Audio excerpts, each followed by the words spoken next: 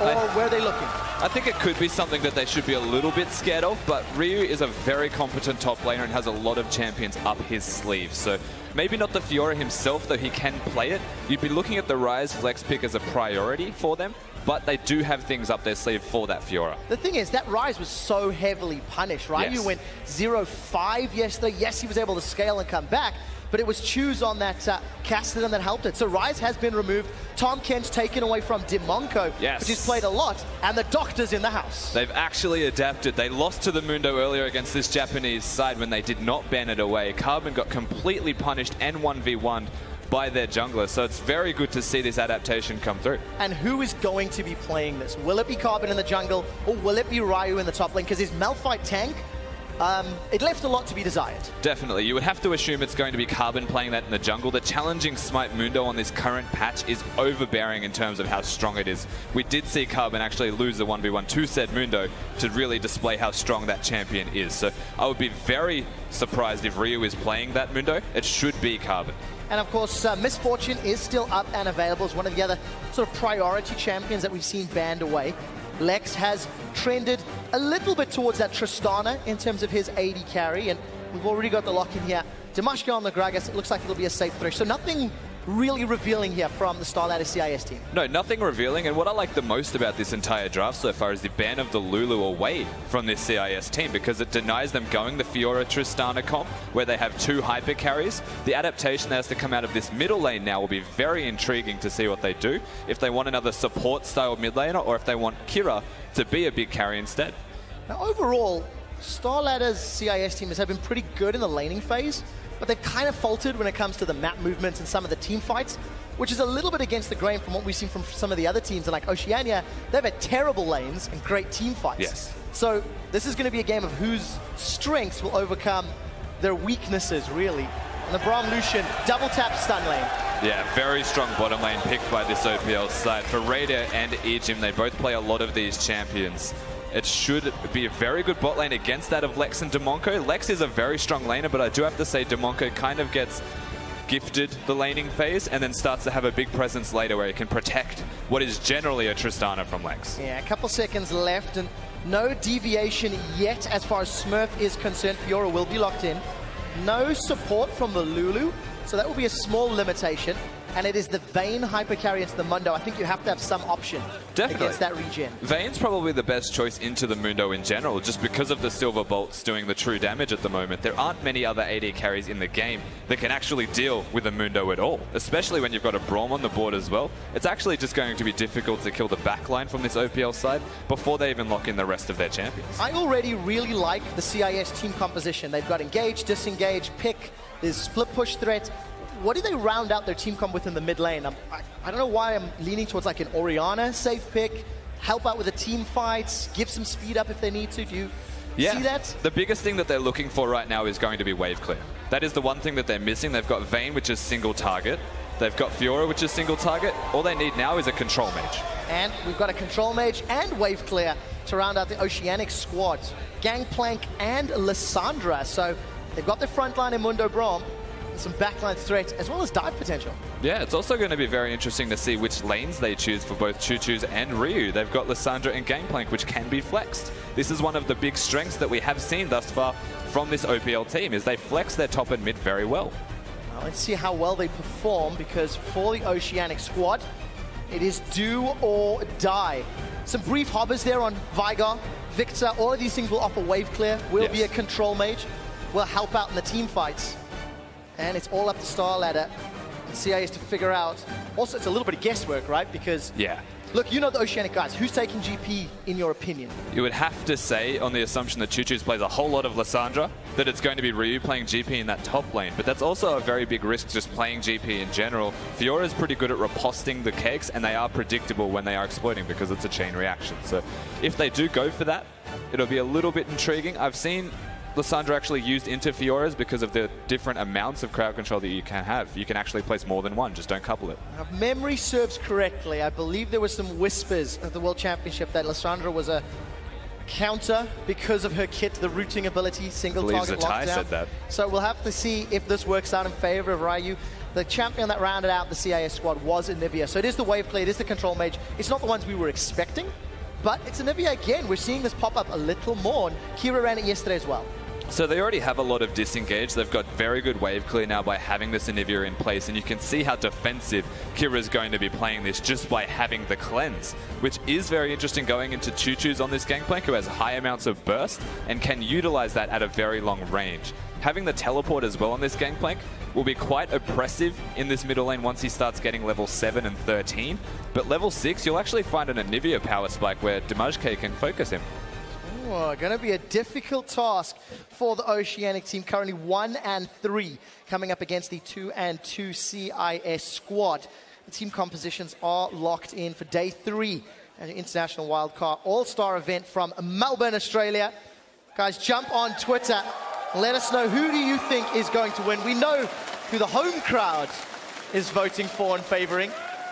We'll find out if they can take out the representatives from the CIS team. Yeah, now keep in mind the OPL side do desperately need this win, because if they go down, their chances of making it into the finals are very slim. The stars do have to align for this OPL side, and it all starts in this moment. A lot of pressure on the shoulders of Carbon and crew. Kira and Demonco, they want to look to make it 3 wins in a row if they can close this one out. We've not seen many lane swaps or any sort of early game shenanigans, really. Are you expecting anything similar with the way these lanes could play? So that's a very intriguing thing. They haven't had many lane swaps, and it's because the double jungling is now extremely weak. You can't actually do it together and get enough levels because of the changes with experience gain, as Carbon is just consistently hitting them in the head with trophies. I think what we will see, it just keeps going.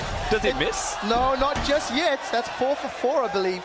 Those thunks are landing, and Carbon, maybe a taste of the future, holding on to that cup. So we'll see how OPL continue to play out. And for Carbon, Mundo, is this a champion that he's going to pull off? I mean, I look at his history, he's got a lot of Nunu, Elise. So the interesting thing about Carbon with Mundo is in the first split of the OPL, he had a Smurf account which only played Mundo jungle and got very high rated very quickly with it, and then got banned away from him in the semi-finals in every game. So his opponents, the Direwolves, did their research and ended up taking it away from him. He does have a history of playing Mundo. Well, it's good to know if you're an OPL fan.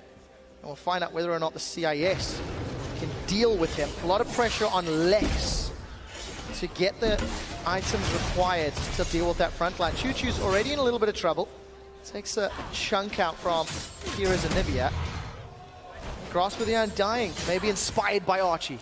Definitely inspired. I believe it was Siros that beat him with it as well. Grasp of the Undying Gangplank. Very good for sustain in lane. And actually, unfortunately, he's being connected by all of these stuns from Anivia, of all things. A very slow skill shot. Yeah. Choo-Choo's going to have to wake up just a tad. And we'll also have to keep our eyes on that Ryu versus Smurf matchup, because Lissandra should be able to root Fiora in place. Maybe back away, but it's going to be a difficult game if Smurf gets ahead. Yeah, the Fiora playing aggressive actually works towards Ryu's favor a little bit more, just because you can use more than one spell, you can utilize the W and actually riposte it. When being aggressive is quite difficult. You have to make an assumption, opposed to when the Lissandra's aggressive, you can on the fly just riposte at the right time and assume that it's going to come out. Mind games aplenty. Riposte versus the Tomb. We'll see if someone's going to land it correctly. So junglers are getting to the sort of first gank timing. We've already seen YamatoCannon backing. He's healed up. Picked up that potion to back up the machete. Carbon still running through his clear and actually stealing camp as well. So the Hunter's Potion on this Gragas isn't something that I would find necessary whatsoever. It gives him sustain every time he kills a camp. Sure, you get an extra potion back to keep your sustain up, but if you're ever losing enough health as a Gragas in the jungle to warrant that many potions, then you're doing something wrong. Wow, YamatoCannon having some difficulties. We saw some jungle problems yesterday. That's a flash and reply flash from Smurf. Trading, I don't think you'll be too disappointed with that if you're Carbon. Definitely not disappointed. If you make a repeat appearance into that top lane, of course, the wards have been placed down now by Smurf to prevent that from happening for a little while, but the flash cooldown is a lot longer than the ward lasts. Yeah, that's the case indeed. And Choo-Choo's, he ate a lot of those flash frosts. So early back, early TP. He's not lost too much CS, but with the flash cleanse Kira, he's really going to be playing the safe play for late, which is really something that Starladder's CIS team has been comfortable with. Yeah. Because their early game and mid game has not put them too far behind. Yeah, and they look to get that Tristana, in this case of Vayne, and scale up and just get those late game team fights. It kind of does work into their hands as a hook connects, but we won't see any damage right there. No follow-up. It's been a little difficult to that unbreakable to come up. Choo-Choo's. I mean, do you think he knows how that skill shot works? I would assume so. I think the problem here is the Thunderlords as well is doing so much damage to him. Oh, there you go. That's an egg. Kira totally disrespecting the damage. Choo-Choo's, he's going to get first blood. The barrel's up. Kira flashes away. He gets the stun onto Choo-Choo's, and that was just a disrespect from Kira. Complete disrespect. Choo-Choo's also didn't place the barrel early enough. What he could have done was auto-attack the keg, reduce it to 1 health, and then got his passive back one more time, which arguably was going to be enough to take Kira down. So a little bit of a mechanical error there from Choo-Choo's. Almost gifted the egg. So egg Nivea not available for the next engage as Dimashka pushes Carbon out of his own jungle, scares him away. So Kira down a flash, Smurf down a flash. Carbon, he's got some options for ganks. He definitely does, and Dimashka is also placing so much of his focus into this middle lane of all places, and Kira running that cleanse is exactly why. It's very interesting that he got egged for no real reason, just by not showing that respect. And from this point on, there are so many options for Carbon. Oh, look at all the CS that Choo-Choo's is going to try to secure here. Barrel gets those Krakens. Still not back just yet. Kira got a small respite. Going to work towards that Rod of Ages. This is somewhat customary on AP mids these days. Definitely is. The bottom lane as well, both having not recalled. There are so many options for them. We'll see if they actually start to fight each other before they want to back, because tactics generally say force them to back or try to kill them if they haven't recalled at the right time. Doesn't look like Lex is having the greatest of times, but you sort of expect that in the matchup. Yeah. Vayne Thresh into Lucian Braum. So what's that? 20 CS difference. Radia's going to start to back shortly and should come with a big item difference. Definitely should be. And the Zeal first is the option from Lex. This Vayne doesn't actually have the mastery that gives you the health back with crits on minions anymore. So we'll have to focus champions if he's looking for sustain, and he's going to be at that item deficit you mentioned. Yeah, and of course for Radia, he's a big reason in why Oceania came back against Brazil yesterday. That overcommit from Brazil led to 4 kills on Radia's Kalista. It's not maybe on as game-changing a champion in Lucian, but a good strong lead and advantage could help out the early fights. So Kalista more game-changing because you can throw in a tanky support. In saying that, Ejim's going to be very good at jumping on top of this Lucian and protect him. The damage that a Lucian can do is ridiculous the later in the game that you get. Find out how Radia can make that work. Carbon does not have access to that ultimate yet. He's going to start to back away, continues to lob out those infected World Championship cups. But he's going to back away, and really a fairly slow laning phase. Everybody's, you know, trading as much as they can. Kira, small advantage. Lex catching up as well. Wow. He's just taking so much burst. And this is the level 6 strength of an Anivia. Another hook in the bot lane. They're actually having a fight. Oh, this is in trouble here for Dimonco. That Unbreakable blocked so much damage. Very, very big in the trades in this bottom lane. Raider should have complete control unless a hook connects exclusively onto the Lucian. Well, our observers are definitely loving this mid lane because Choo-Choo's is not. Town 10 CS. Take a look at those top laners as well. Teleports are available, both with their ultimates. Now, which TP gank do you prefer? My instincts is with Lissandra, just because of the point and click tomb. But Smurf can also have some fun with that grand challenge. Yeah, I would imagine Ryu's going to be the one to pull the trigger first. Carbon's actually coming in middle lane. Nult's out. Kira's in trouble, and is going to not connect with the cup, but unfortunately, no real hard CC. Kira just walks away. No, I don't know why Carbon's putting that much emphasis on ganking the middle lane if there is no hard CC to lock down an Anivia, and even with Cleanse, if a slow connected, he would be perfectly fine. Mate, there's 2 legacy players there. They're just, it's teamwork. It's the synergy game. That's synergy, that's it. Unfortunately, it's not working, but hey, that's maybe one of the theories. But Kira, the last time he was this brave, he was egged. He was egged. So let's see if Choo-Choo's is looking for breakfast. Black Frost and Nevia just hit level 8, low on mana. Eggs Benedict on the plate, that's for sure. Oh yes, that's what Chuchu's looking for. But without mana or an ultimate, I'm not super confident. No, both of them are honestly just farming. And you mentioned earlier, it's a lot more passive right now. Both teams actually showing a bit of respect, relying on their junglers to try and make things happen. But for the most part, every time you look at YamatoCannon and Carbon, they're fighting each other. Yeah, that's the case. So props to YamatoCannon. He somewhat predicted the tempo of this game. Yes. On the analyst desk. And Oceania have maybe shored up some of their weaknesses in laning phase, but I feel it's a little bit more CIS playing tempered, playing slow, having lanes that need items and need to scale. So we're going to come down to these big, maybe Baron team fights, objective team fights. Yeah. That's going to be game-changing. But even at 9 minutes in the game, the Rift Herald, Ryu's here. Well, Ryu's looking for Demonko. This should just be an easy kill. The stun comes out from those concussive blows, and Home Guard TP, OPL, 1-0. Boots of Lucidity with Home Guards was the option, so stacking that cooldown reduction as the synergy in this bot lane is just ever so present with the double warding. They pick up a fantastic kill, and it's as we said earlier, you know, Smurf on Fiora can teleport in, but it's more so going to be for a counter gank. If Ryu comes down, gets a flank with Home Guards of all things, there is zero chance for Smurf to react to that. Wow, good start now for Ryu rather. Something that he's not been able to do in the 4 previous games they've played. So I want to see what he can do with this little bit of advantage. Chuchu's eaten an orange and it's okay. Carbon's now on the Dragon, so this should be relatively uncontested unless Kieran moves like right now. This should be uncontested. They had vision of the Gragas as well, taking that pink ward down. There's a lot of control on the map that's being removed by YamatoCannon, so the chances of something happening for them is now, but not without the jungler actually being there. Yeah. Holding up breath as that death sentence connects.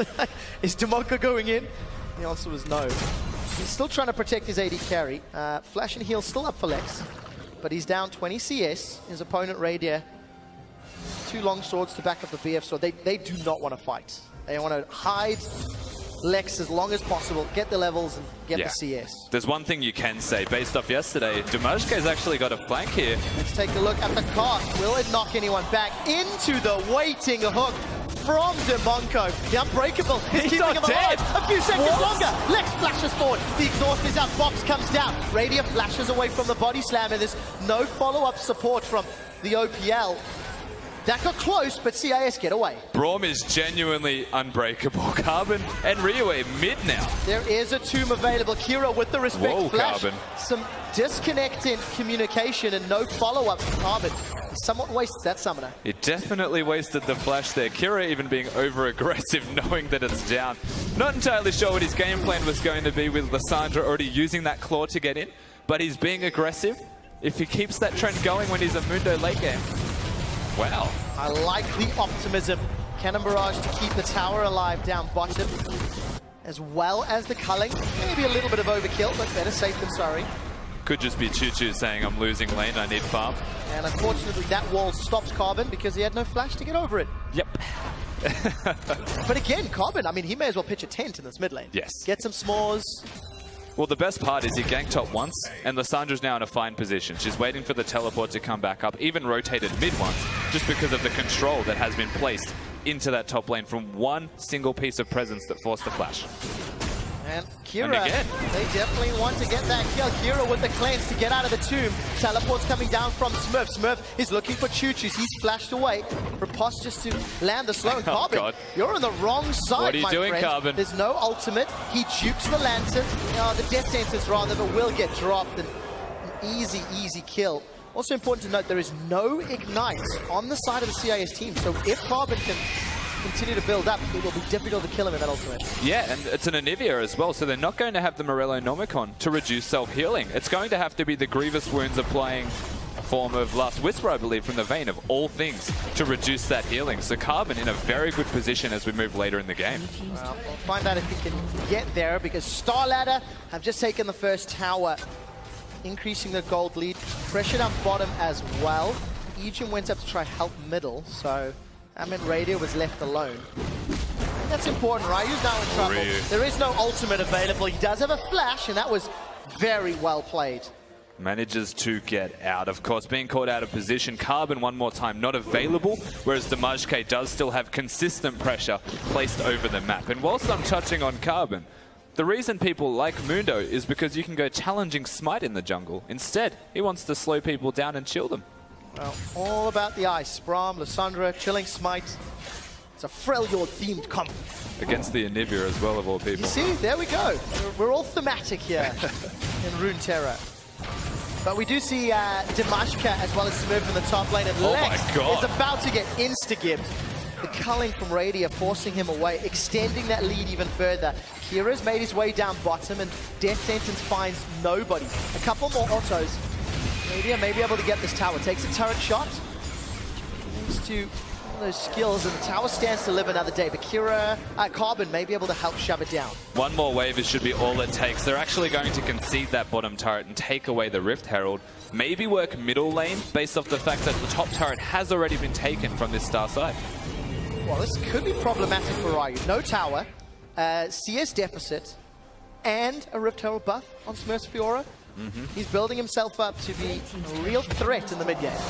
Yeah, but the question again, if Smurf wants to utilize that buff by staying in the top lane, he's going to push very far and be at risk of dying. Those Baron minions, they do more damage, you recall faster, but they don't get tankier. It's going to be on you to play smartly around it. Well, that's true. We'll see if Smurf has some practice and if CIS can push down with it. We've not really seen the Rift Herald be game-changing, I feel, at IWCA.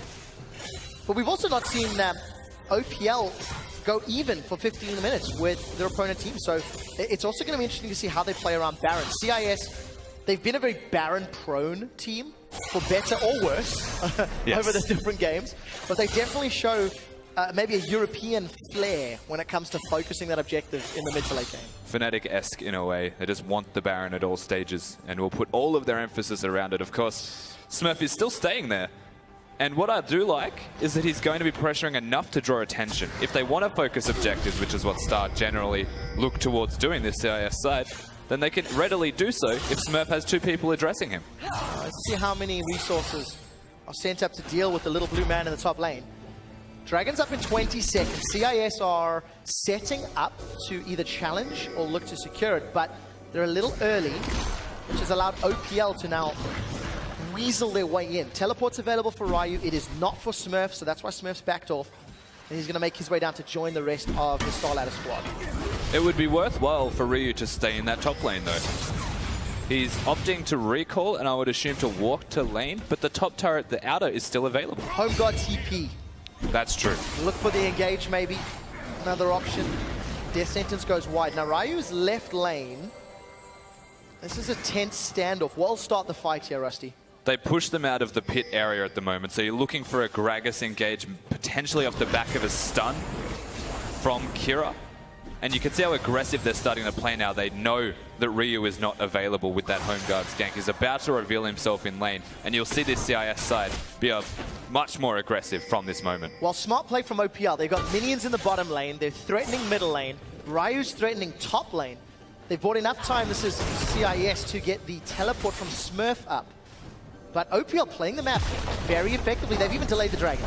Yeah, Vayne's going to have to go bottom, missing so many minions already, and now to go back and try and clean up the leftovers. Ryu forced to use that claw to get away. And with CIS dispersing to clear the lanes, OPL can get their hands on Dragon number 2, but if they don't do it quickly, we could have another fight. Exactly right. There should be a fight here. You can see the CIS team are positioning aggressively for it. Well, take a look at Demonko. He's going low. Radia's been bopped backwards, flashes forwards, dashes away. Demonko's the first victim. Smurf is being focused down as the cannon barrage is forcing CIS away. It's a 2-for-1 in favor of Oceania. The Dragon is still standing, and Carbon's trying to zone people away. His ultimate is timed out. Kira is bursting him down. Dragon and kills. Oceania in the lead. Very close to getting even more kills for this Oceanic side. A fantastic start, focusing on that Dragon, and as you mentioned, controlling the map very, very adequately to force Vayne to go bottom, to force the rest of the team to go back top lane, and then having a superior team fight around that Dragon pit. Well played indeed from Oceania. They seem to be finding some synergy that was lacking over their previous games. I'm just very impressed with the 3-lane pressure leading up to Dragon. You know, shoved up bottom, they rotated middle, even sent Ryu top. I was like, oh, I'm not sure about that, but it worked out great. They didn't get a tower, but they got the Dragon in the team fight. They didn't get that top lane tower, but only by a small amount. It is very low, and the fact that they can go back there at any time, it is going to be standing gold for them in the future. So looking at the rest of the map, the fact that they've got the bottom turret, they can work the mid lane potentially, but that's going to be the hardest one for them to take because it's against an Anivia of all champions who has that Rod of Ages stacking, even the Corrupting Potion to boot. All right, well, we'll find out how OPL and CIS approach.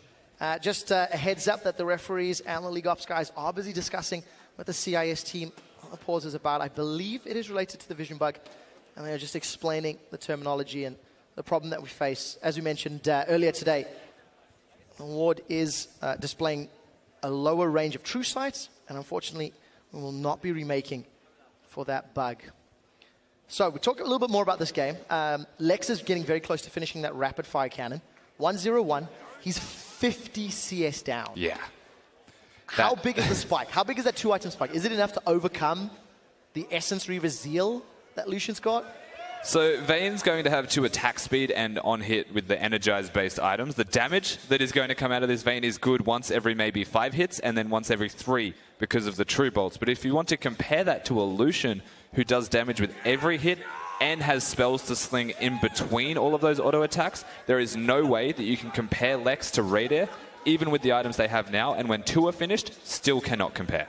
Oh, going to be a difficult task then for Lex to get some control. A bunch of summoner spells were used in that previous fight, so I'm anticipating maybe slower pace again. Let the lanes reset, farm up towards your 2nd, 3rd items. One thing I do like is that Choo Choo's has teleport. So he's into a lane where they've got a cleanse and it's an Anivia. You can never siege that turret. So what they have now is a strategy or another way for them to get closer to ending this game by putting the 1-3-1 into effect. If you have a look at the Lucian, Mundo, and Braum are the 2 remaining, you can never kill the Lucian because there's an Unbreakable and a Mundo who's going to be in front of him, and then Lucian can effectively wave clear. If he can't, he still has the ultimate to do so. Well, the one thing they've got to be a little careful of is sneaky Barons, because the teleports allow you to play the lanes, but I think that Fiora, Vayne, and Nivea should be able to melt Baron very, very quickly if CIS get enough time. And we do know that is what CIS look for endlessly in these games. The objectives are the big factor for these guys. So moving into the later stages of this game, OPL are known as a team fighting team. The Star side, they're known as team fighting around objectives as well. So it is going to come down very heavily to execution. The question is how. And who's going to make the mistake? Exactly. Because one poor position, one poor decision, and all of a sudden you'll lose Baron and you lose complete map control. So there's a lot on the line. We have unpaused and jumped back into the game, ladies and gentlemen. And you know, just a reminder, yes, you know, win-loss is going to be a factor in who makes the final. But at the end of the day, it's going to be points for the 1v1 ladder and for the placement in... Oh, wait, Damascus going very low. Is he going to die? Damascus got executed. What are you doing? Wow. He has smite. That is a mistake. And, all right, we'll talk about the dragon fight first. So the best thing about this is the barrels connect before the fight's engaged on. Raider actually manages to flash out of a lot of damage, and Ryu teleports into the dead center whilst Choo Choo is watching the flanks. This OPL team fight was so very successful based off the zone control that they had in place. There was no way to get through to the backline once Raider flashed. Manages to keep himself alive, relevant, and putting out the damage. This tower will fall in a moment. There's no backup for Smurf. So, more gold, but Smurf is looking to fight Egypt. There is support coming from the CIS squad. Has been stunned up. Here comes Lex. He's on the hunt. Backup from OPL, pushing into the lane, and they're trying to turn it around. Cannon Barrage will be applying the slow, and Carbon, denying the lantern? He's going to zone away Kira. He does not deny the lantern, a mistake. Choo Choos will back away from the death sentence, and a few small mistakes results in no kills. Over-aggression from the Star side one more time. The second the culling came out, they did have to back off, and that is why we saw the Gangplank ultimate. Ejim's taking some hurt. Kira is... Oh, the fight's not over. That's a defensive flash from Carbon. Maybe miscalculating where all of the CIS squad were. quite see the build-up, but Kira's landing a lot of stuns and putting a lot of damage out.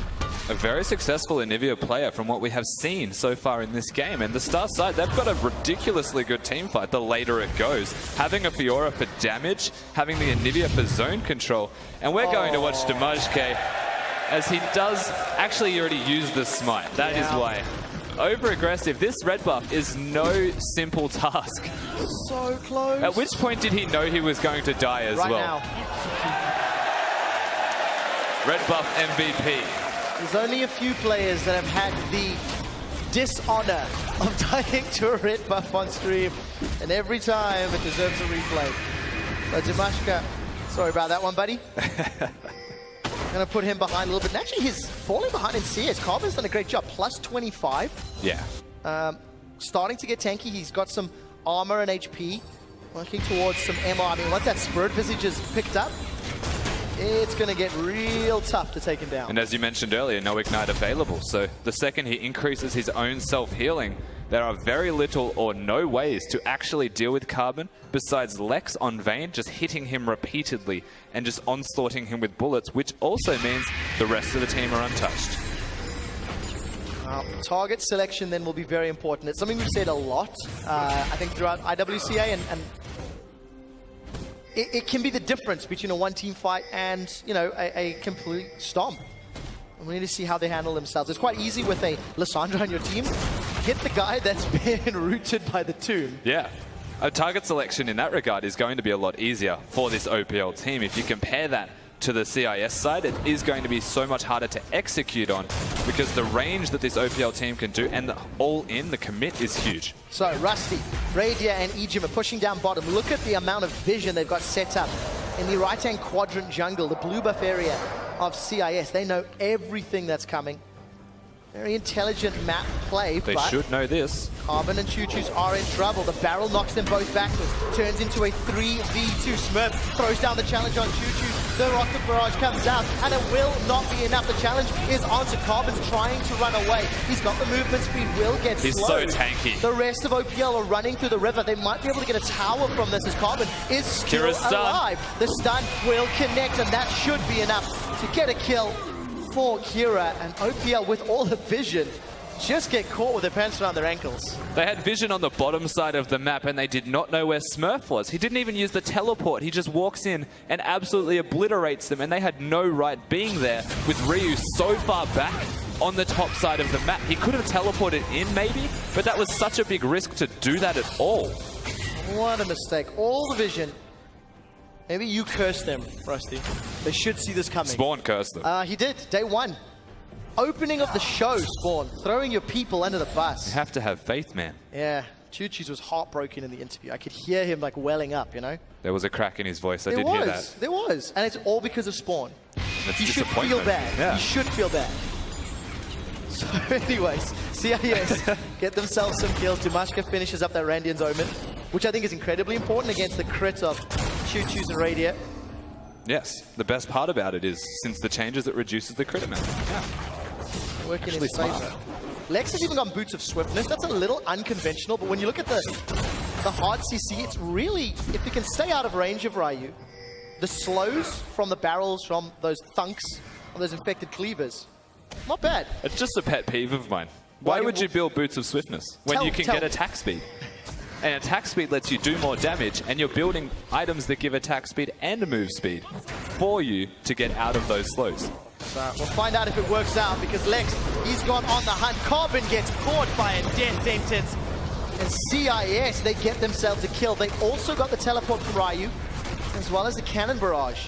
So CIS, they now have a numbers advantage towards Dragon, but they're peeling away. Is it vision in the jungle they're sitting on? What are they looking for here? They're looking to try and control the area around the Dragon so they can effectively do it without a contest. You can see the mid lane's controlled by Kira, and this should be uncontested with a chance of a steal. Let's take a look. Any attempt coming out?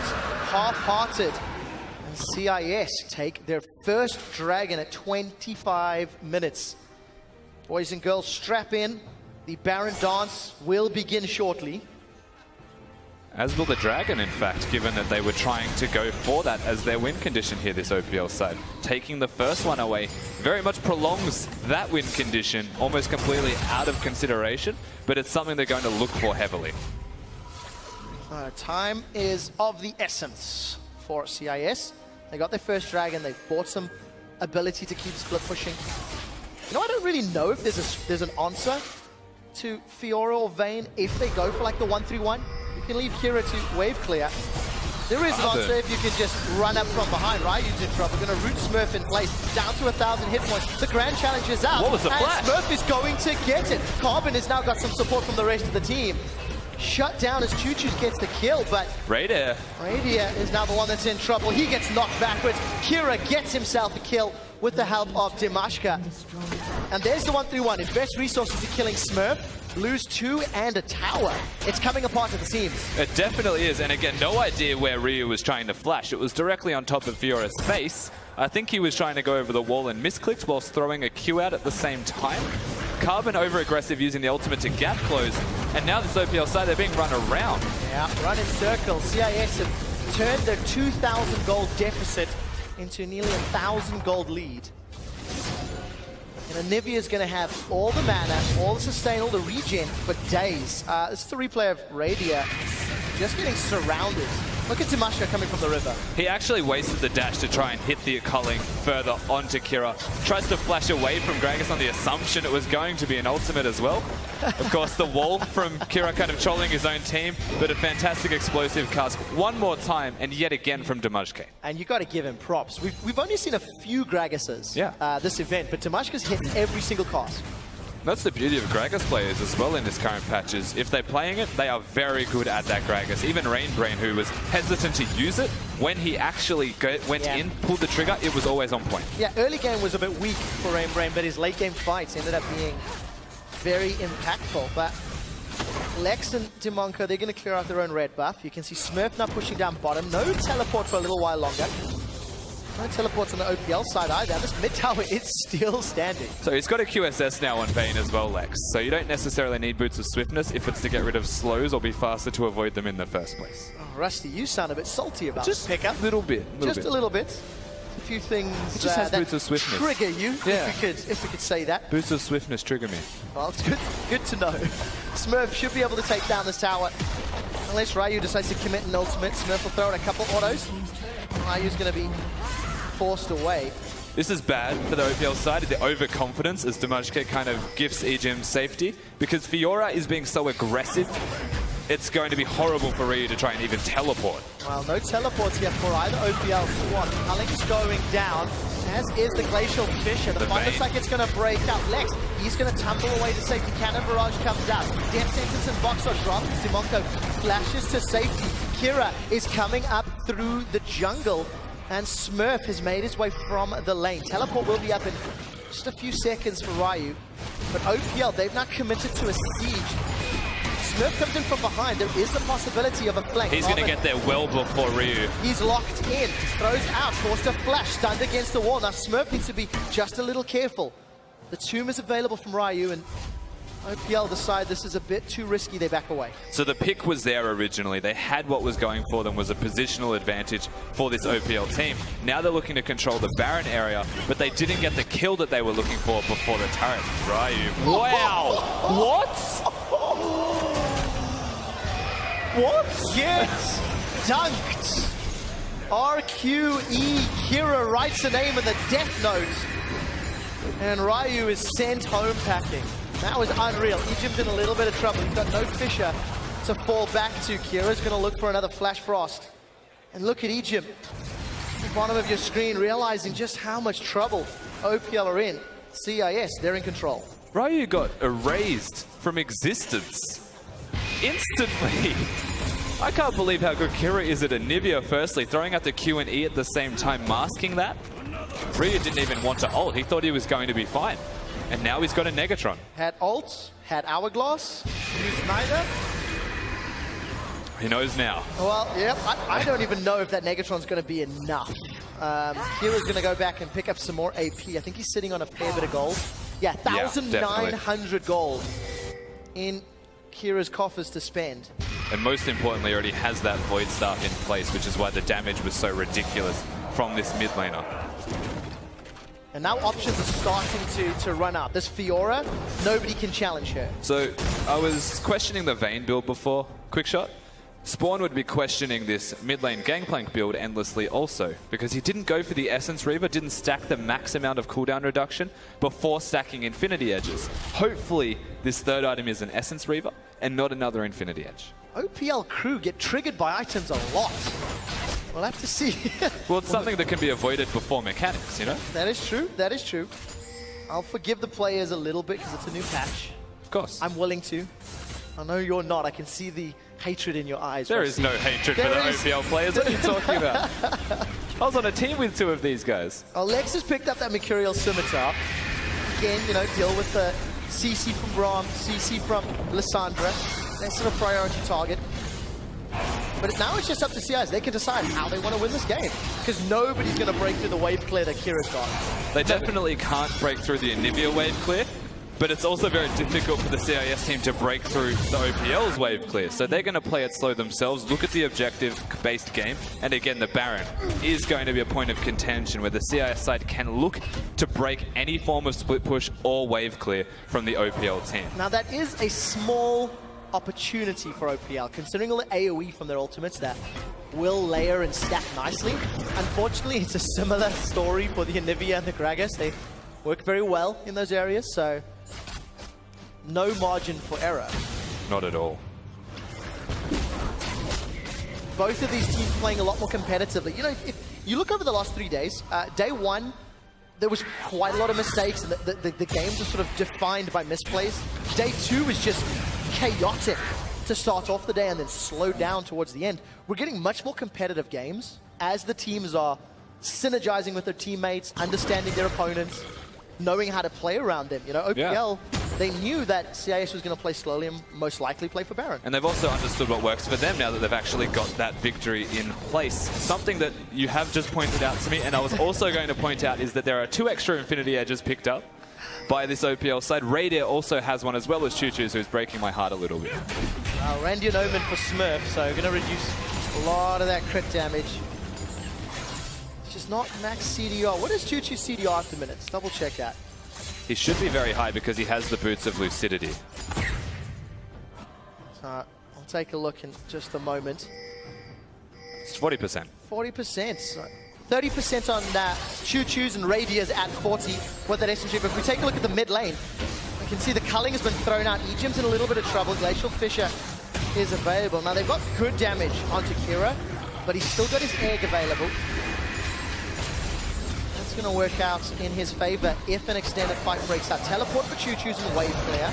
Alexa's damage is ridiculous. Smurf, Carbon's in trouble. Death Sentence doesn't connect. Carbon's trying to regen. They've used the cast as well. And Smurf is teleporting in. This is a big win for the OPL. The Gangplank ultimate was everything. Not over yet.